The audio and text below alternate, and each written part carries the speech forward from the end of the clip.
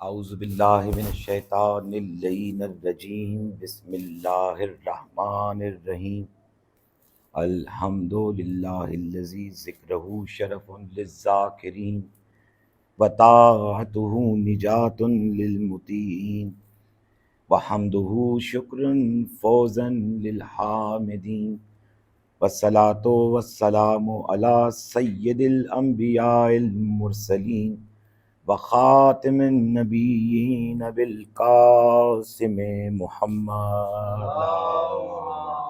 صلی علی محمد وآلہ ثم الصلاۃ والسلام علی یعصوب الدین والایمان باب الامن والامان کلمۃ الرحمن الامام المظفر وشجاع الغضنفر ان الذی سمته امہ حیدر واہل بیتہ الطیبین الطاہرین المعصومین المنتخبین المنتجبین المیامین ولعنۃ اللہ علی اعدائہم ومنکر ولایتہم ومنکر مصائبہم ومنکر امامتہم اجمعین ثم فقد قال سبحانہ وتعالی فی الکتاب الحکیم ادعو الی اللہ علی بصیرۃ انا ومن اتبعنی صلوات محمد اللہم صلی علی محمد وآل محمد۔ عزیزان محترم، سرنامہ کلام میں جس آیت کے پڑھنے کا شرف میں نے حاصل کیا ہے، یہ سورہ یوسف کی آیت ہے کہ جس میں اللہ سبحانہ و تعالی ہر قاری قرآن کی بند آنکھوں کو کھولنے کے لیے اسے یہ بتانا چاہتا ہے کہ محمد مصطفیٰ صلی اللہ علیہ وآلہ وسلم کو قرآن میں جو حکم کیا گیا ہے کہ اللہ کی راہ پہ چلنے کے لیے، صراط مستقیم پہ چلنے کے لیے کس طرح سے پیروی کرنی ہے۔ اللہ تعالیٰ فرماتے ہیں کہ کل ھذہ سبیلی ادعو الی اللہ علی بصیرۃ انا، کہ اے رسول ان سے کہہ دو کہ آپ کی پیروی کریں، ومن اتبعنی، اور آپ کے پیروی کرنے والے کی پیروی کریں۔ یہاں پہ کچھ لوگ اس کا ترجمہ کچھ ایسے کرتے ہیں کہ آپ کی پیروی کریں اور آپ کے پیروکاروں کی پیروی کریں، جو کہ حتماً غلط ہے، کیونکہ رسول پاک صلی اللہ علیہ وآلہ وسلم کے پیروکار تو ہم بھی ہیں، آپ بھی ہیں۔ اگر میں آپ کی پیروی کروں، آپ میری پیروی کریں، تو پھر معیار اسلام کیا رہے گا؟ نبی پاک کہتے ہیں وَمِنَ اتَّبَعَنِی، میرے پیروی کرنے والے کی پیروی۔ من اتبعونی نہیں کہا گیا۔ اگر من اتبعونی کہا گیا ہوتا تو پھر اس کا مطلب تھا کہ میرے پیراکاروں کی پیروی کریں، لیکن چونکہ من اتبعنی کہ میرے پیروکار کی پیروی کریں، اور پیروکار نبی پاک کا، اگر ہم نبی پاک کی زندگی کی طرف نظر ڈالتے ہیں تو پھر آپ کو دعوت ذوالعشیرہ سے لے کے کہیں خیبر میں، کبھی خندق میں، کہیں احد میں، کہیں خانہ کعبہ میں، اور کہیں ہر اس مقام پہ کہ جہاں پہ رسول نے آواز دی لبیک کہتا ہوا علی ابن ابی طالب ہی ملے گا۔ نعرہ حیدری، یار اتباع کرنی ہے، اور کیسے کرنی ہے کہ نبی پاک نے کبھی صراط مستقیم کہا ہے علی کو، نبی پاک نے علی کو صراط مستقیم کہا ہے۔ اگر ایک شخص ہر نماز میں جب پڑھتا ہے الحمدللہ رب العالمین، تمام حمد ہے اس ذات احد کے لیے، اس ذات پاک کے لیے جو تمام جہانوں کا رب ہے، تمام عالموں کا رب ہے، الرحمن الرحیم، وہ رحمان ہے، وہ رحیم ہے، مالک یوم الدین، یوم جزا کا مالک ہے، یوم دین کا مالک ہے۔ اہدنا الصراط المستقیم، اے اللہ ہمیں ہدایت دے صراط مستقیم کے لیے۔ اس سے پہلے آپ نے سنا مالک یوم الدین، قرآن میں اگر دین کا کوئی یوم ہے تو وہ غدیر خم ہی کہلایا جاتا۔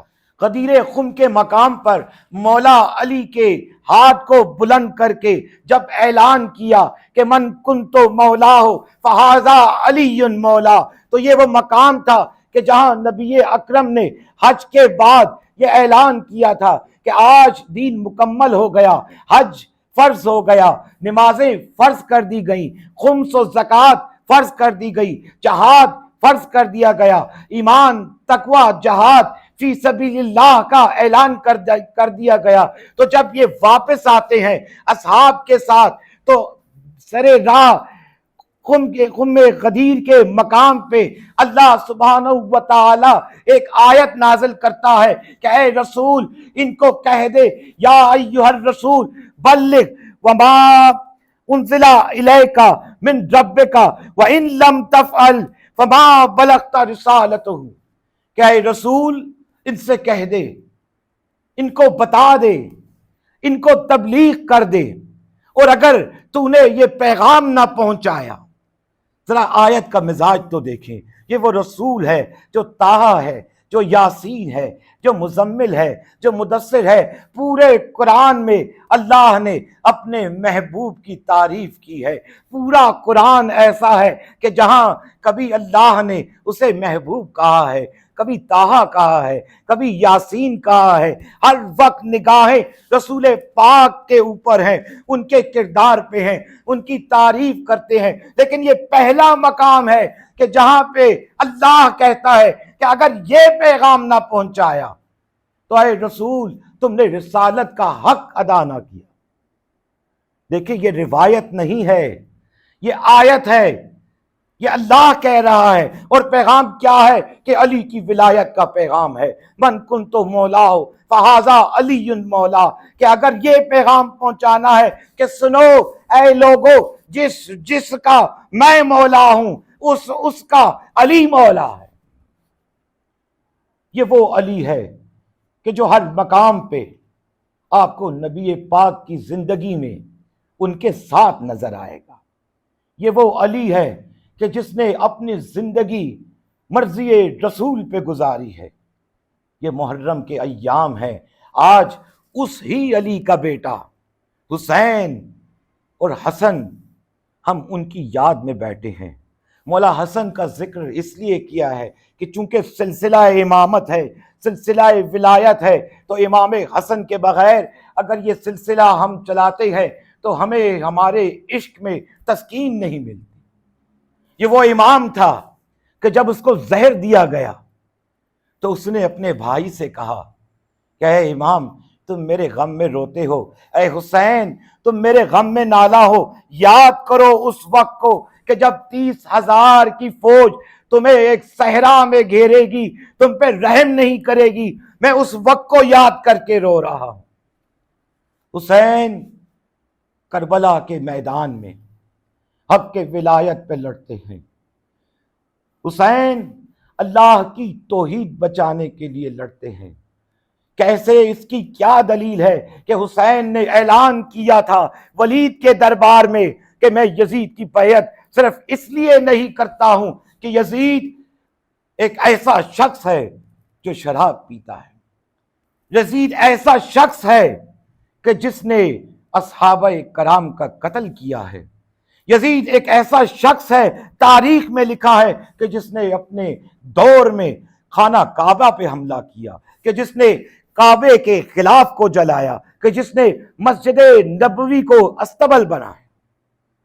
حسین کی نظر بیعت پہ نہیں ہے، اقتدار پہ نہیں ہے، حسین کی نظر وحدانیت خداوندی پہ ہے، حسین کی نظر حرمت رسالت پہ ہے، حسین کی نظر منبر رسول پہ ہے، حسین کی نظر اس صداقت پہ ہے کہ جس نے تا قیامت دنیا میں حق کا پیغام پہنچانا ہے۔ حسین بڑھتے ہیں کربلا میں اپنے پیغام کو لیتے ہوئے کہ سنو، اگر کوئی ایسا موقع آ جائے کہ باطل کے سامنے تمہیں کھڑا رہنا پڑے تو ڈٹ جانا، یہاں تک کہ اپنا سر کٹا دینا، لیکن باطل کے آگے سر نگوں نہ ہونا۔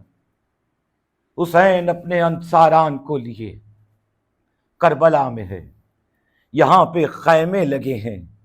پہلا خیمہ جناب عباس کا ہے، دوسرا خیمہ جناب زینب کبریٰ کا ہے، تیسرا خیمہ مولا حسین کا ہے۔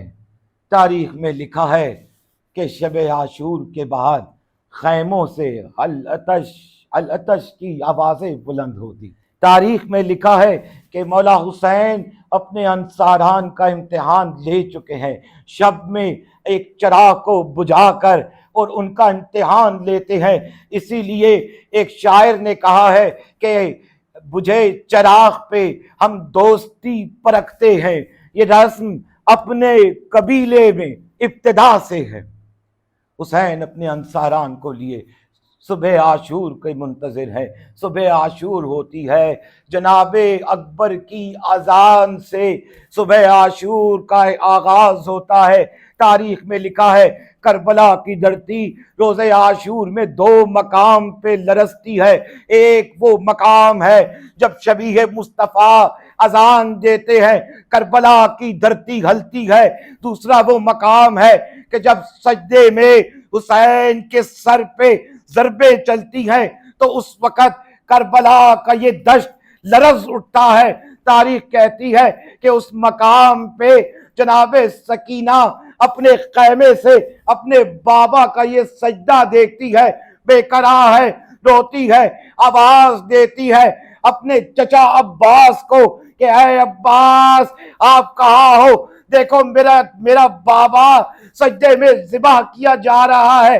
تاریخ کہتی ہے خیمے میں کوئی آتا تو نہیں ہے، عباس نہیں آتا، بابا نہیں آتا، لیکن چمر ملعون ایسا اندر آتا ہے کہ جناب سکینہ کے دونوں دروں کو کھینچتا ہے، ان کے کان زخمی کرتا ہے، سب اہل حرم کو قیدی بناتا ہے، ایک مرتبہ باہر لاتا ہے۔ یہ وہ مقام ہے کہ تمام شہداء کے سروں کو گنا جاتا ہے، 71 سر ہوتے ہیں، ایک سر کم ہے، جناب اصغر کا سر کم ہے۔ تاریخ کہتی ہے عمر سعد ملعون ایک اعلان کرتا ہے کہ یہ ایک سر جو کم ہے، جو بھی اس کو ڈھونڈے گا اس کو انعام دیا جائے گا۔ عزاداران حسین جناب اصغر کے سر کو تلاش کیا جاتا ہے، 10 افراد کا ایک گروہ بنایا جاتا ہے، سب کے ہاتھوں میں نیزے دیے جاتے ہیں، یہ دراز نیزے ہیں، ہر شخص زمین میں مارتا جاتا ہے۔ عمر سعد جانتا ہے کہ جب علی اصغر کو شہید کیا گیا تھا تو ان کا بابا ایک چادر میں مولا حسین اصغر کا لاشا لے کے جب آگے بڑھ رہا تھا، کچھ قدم لیتا تھا، آگے جاتا تھا، پھر رک جاتا تھا، پھر پیچھے مڑ جاتا تھا۔ تاریخ کہتی ہے حمید بن مسلم نے لکھا ہے کہ کسی نے حسین سے پوچھا خیموں کی طرف کیوں نہیں جاتے؟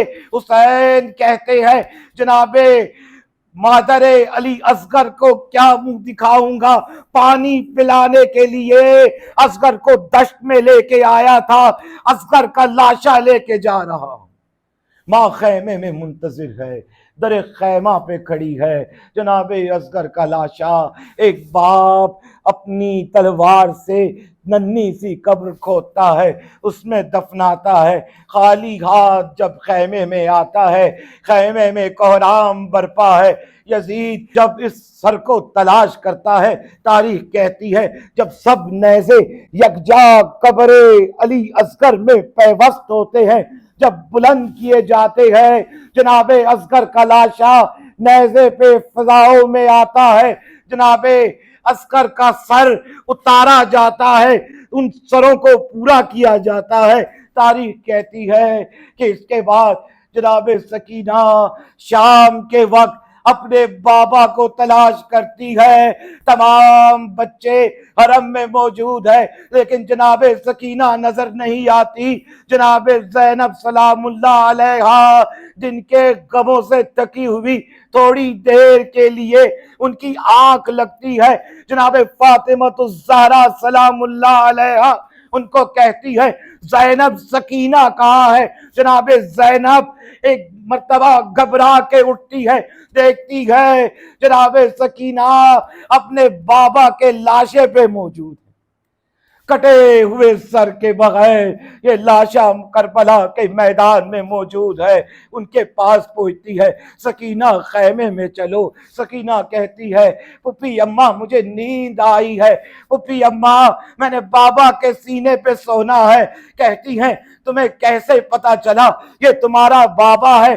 جناب سکینہ کہتی ہے پھپھی میں اس میدان میں اپنے بابا کو صدائے دے رہی تھی کہ اس کٹے ہوئے گلے سے آواز آئی الیہ الیہ سکینہ، بس میں اس لاشے کے پاس آئی، میں نے اپنا سر اس کے سینے پہ رکھا، پھپھی اماں مجھے چھوڑے، میں یہاں پہ کربلا میں اپنے بابا کے سینے پہ سونا چاہتی۔ جناب سکینہ کو جب جناب زینب خیموں میں لاتی ہے، یہ ملعون آتے ہیں، صبح کا انتظار ہو رہا ہے، شام غریبان ہے، سارے موجود ہے، خیموں میں کوہراب ہے۔